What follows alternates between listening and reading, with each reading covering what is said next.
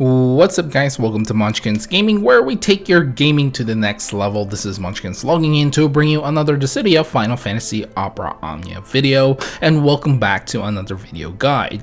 In today's video, we are going to take a look at the Lufenia Plus fight for the Divine Shiva fight, and I know this video is late and I do apologize. You know the drill, it's work. But in any case, leave a like and subscribe if you haven't already, because it does help the channel guys, and I really do appreciate it. And now without further ado, let's start this video. And as always, we'll start this video off in how you're gonna deal with the Lufenia orb, which actually is not lethal, believe it or not.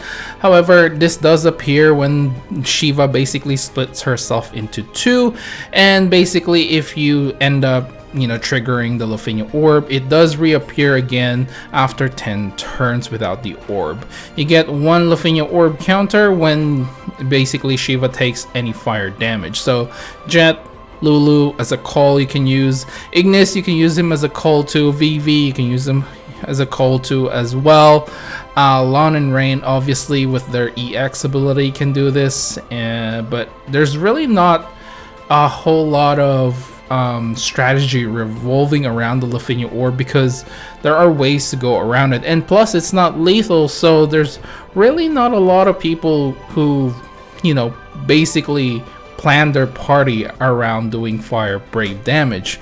So like I said, the orb is not lethal. So what does it do? Well, it actually breaks you. It doesn't break you. It reduces the debuff timer by 2 of all their debuffs. So it will still do an AoE Ice Brave plus HP attack. So it is still going to do some damage. However, it's not a big deal. You can heal through it if you're lucky enough to get a turn to heal, and you can also prevent it. So there's, like I said, obvious ways to deal with this Lufenia orb. Alright guys, so now let's move on how this fight works, which is quite a lot of information, but I'll try to generalize it as much as I can, or shorten it as much as I can. So prior to the Shiva splitting, the first one, when she reaches less than 80% of her HP, she will cast Resist Veil. Now, Resist Veil basically gives Shiva a 1 million HP shield.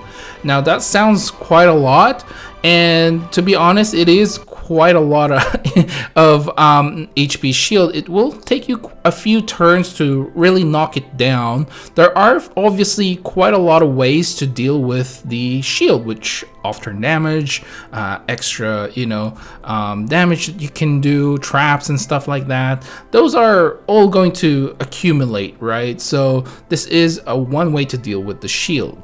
Now, Shiva does have a recast ability apart from the Lufenia orb. Now, the recast ability, basically what it does is it will instant break your team and basically will do HP damage.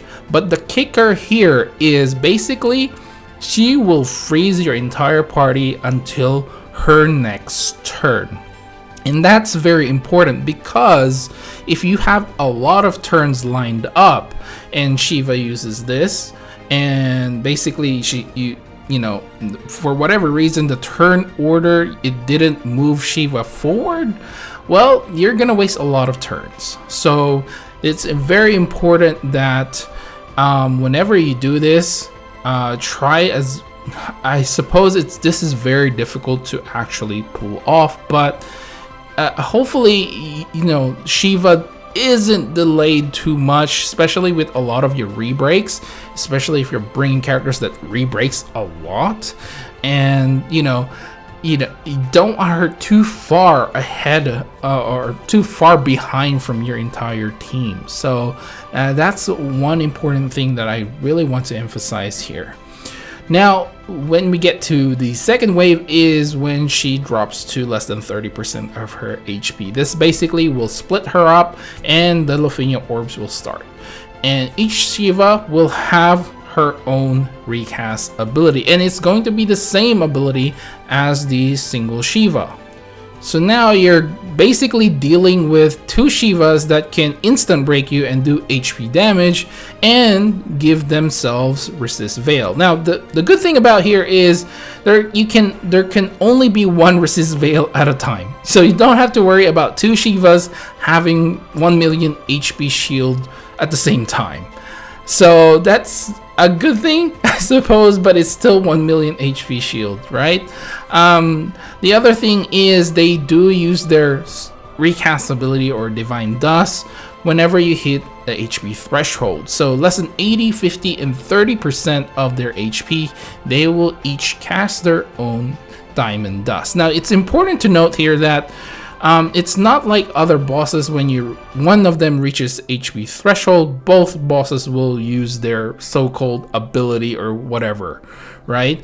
Each Shiva here is their own individual boss. So one Shiva goes 79%, that Shiva will trigger her diamond dust, and if the other Shiva is not below 80%, then that Shiva will not cast it until that other Shiva is basically less than 80%. I hope I'm making sense here. So basically, essentially, you are dealing with 2 individual bosses with their own HP threshold.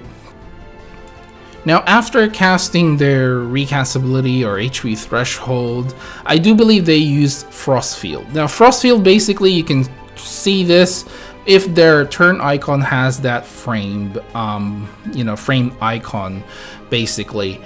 Basically, what this does is it does absorb all of the elements except for the fire element. So adding or bringing characters with their own specific elements can be detrimental to you in a way, but it does end in 10 turns, so that's a good thing, right? Also, the other big thing with Shiva, or particularly this fight, is Shiva actually will reflect your turn delay. So if you try to delay Shiva, she'll, hit it back to you, or bring, give you the delay instead of them getting delayed themselves. So no delay tactics on this one, unfortunately. So now we get to the point where, how are you going to deal with all this mechanics? Well, first of all, don't get broken. Apart from the recast ability or the HP threshold stuff, do not get broken, because you are gonna have to deal with that 1 million HP shield all the time if you keep getting broken. Now, granted, like I mentioned, only 1 shield can be active at a time, but it's still a lot of HP damage that you basically have to deal with. And again, I already mentioned earlier, a way to deal with this is a lot of off-turn damage or follow-up attacks. Now, follow-up attacks also will help with the Lufenia orb, which is really great. So if you have core, if you have like counter characters like Oron or Gladio, those characters can definitely help. And just the off-turn damage is valuable in this fight. This fight only has like 70 turns, so every single attack that you can do off your turn is great, especially if you're frozen. If you have Ace and his BT plus or his LD ability, with that activation of that trap, definitely will help you in this fight. Now, Setzer is still going to be an MVP here. He's a valuable character as always, since he can ignore all the brave damage reduction and whatever with the Lufenia plus fights. Plus, his freeze debuff is actually great in reducing HP damage, and sometimes you won't even take any, right? Really great. Now, using paralysis, confuse, or HP disable can help you bypass a lot of the HP attacks. However, there's only so much you can do. Shiva is pretty fast, and honestly, relying a lot on paralysis every single time can be very difficult. The character that really comes to mind that can, do a lot of debuffs such as this is Agrias. Right? Agrias has confuse and paralysis as well, so if you have her, definitely an option for your team. Now, there is a way to cheese this fight, and I put that in air quotes, because Warrior of Light basically deletes the I suppose, the Lufenia orb damage, right? You don't have to worry about taking any damage as long as you have his LD buff up and you have a shield for everyone. The problem is Warrior of Light doesn't really have a ton of damage potential. He will need a lot of help with burst effects or debuffs or buffs, anything of that sort, in order to actually do damage. So like I mentioned earlier, this fight is only like 70 turns. So if you're planning to bring Warrior of Light, make sure you do bring two really great damage dealing characters, right? And once again, try to time your HP threshold, because you do not want to deal with two individual freeze, because the Shiva that freezes you will have to take a turn. It doesn't mean the other Shiva takes a turn and you unfreeze. Whoever uses the Divine Dust, basically that Shiva needs to take a turn before you can get unfreeze. So time your HP threshold, and then you won't have to worry too much about, you know, all the extra damage. And again, there's ways to prevent the HP damage with Setzer and of course Warrior of Light, and among others, or you can obviously heal through it if you can. Alright, now I think let's move on to characters that you can bring, right? Honestly, because this is not a Lufenia fight that you really have to worry about the Lufenia orb itself, since it's not lethal. A lot of players actually didn't really bother trying to play around the Lufenia orb. More so, players decided to just bring characters that can do off-turn damage. So if you can bring these characters, definitely something you may want to consider. And again, rebreaks are great. Cult characters, however, there's quite a few that really stood out here, which are Ignis, Lulu to a lesser extent as well, Warrior of Light, and Setzer are all some of the characters that probably highlighted a lot of the calls for this particular fight. Now, you know, you can still have your debuffers here like Faris. Sephiroth is actually not a bad call as well, since he does have that little brave poison, so you make sure, you know, Shiva doesn't hit you by a lot. But yeah, there's really quite a few standout call characters in this fight. Alright guys, now let's talk about party compositions, and of course the first one that I would recommend is the team that I went with, which is Jet, Setzer, and Core. The call team for this one is going to be Iraha, Ignis, and Warrior of Light. And for the support character, bring Lon and Rain, because they do a ton of damage. Now you have to be really careful bringing Lon and Rain as well, if you really want to use them to their full potential. The summon, I went with Ifrit.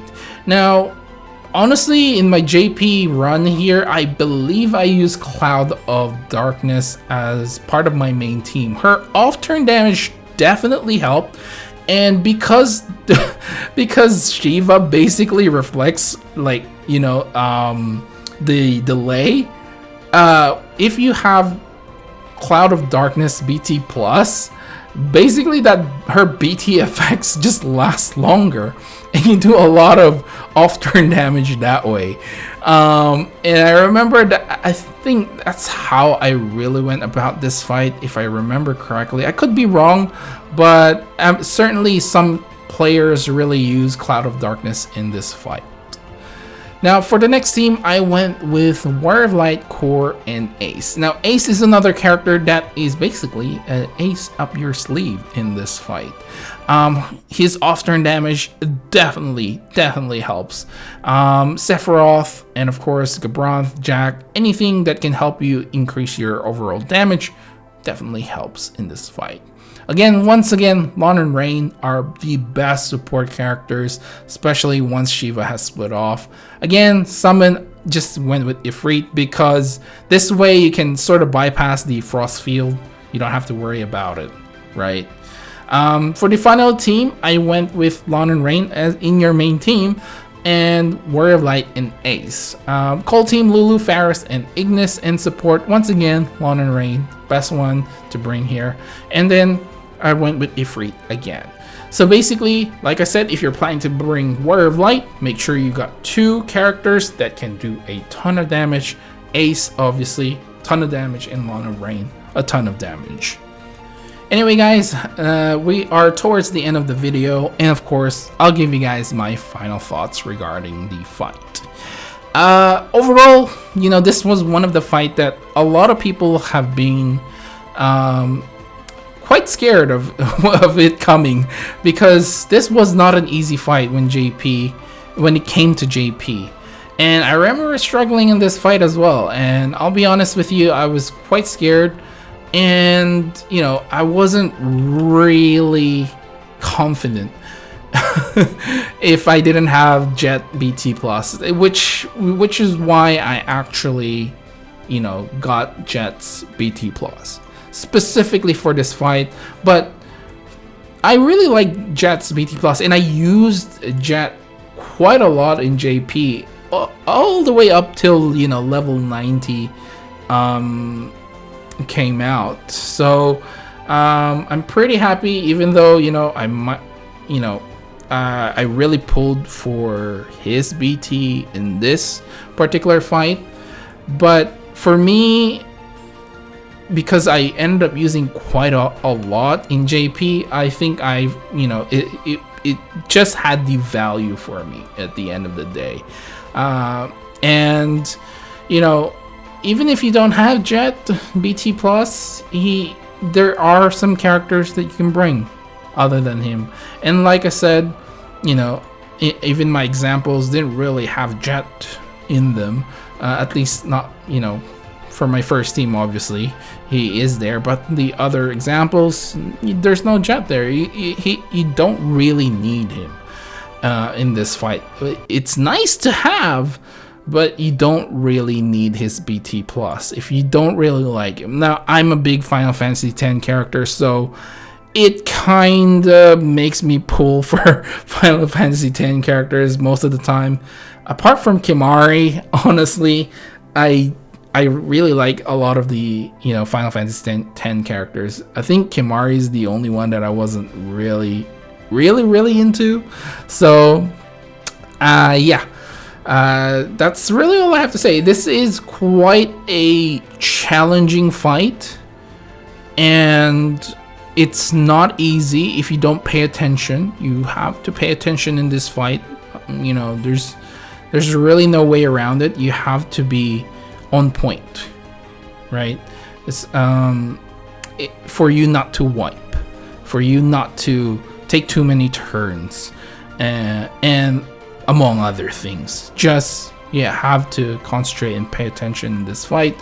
Those HP thresholds are a thing, and that's all I really have to say when it comes to you know, Shiva Lufenia plus. And now, before I do go and do my spiel about liking, subscribing, and stuff like that, I know the community live stream came out, and usually I would do my monthly series, you know, should you start playing, but because of work, it's kind of been pushed back, and I feel like a lot of people have already covered it, and I don't feel like actually, you know, doing another video. So there you go. Probably I'm most likely not going to. And by the way, I'm just looking through my Twitter, and I actually pitied Jet's BT plus in JP. And yeah. So that goes to show you how much I love Final Fantasy X characters. And recently I pitied Braska in JP. His LD did not show up, so, and he's not even like a main, you know, part of the main characters in Final Fantasy X, but I still pulled for him and pitied him. But yeah, that's it for this video, guys. Please do remember to click like and subscribe if you haven't already. It does help the channel, and I really do appreciate it if you can share this video to other DFFO players who are struggling with this fight, and hopefully this video can help them. And check out my other videos as well on other Lufenia fights on my channel, and follow me on Twitter, Facebook, at Munchkins Gaming. This is Munchkins logging off. Leave down in the comments below. I nearly forgot. If you have a different strategy or a different team, let me know down there. This is Munchkins logging off. Thank you very much for watching, and I'll see you guys in the next level.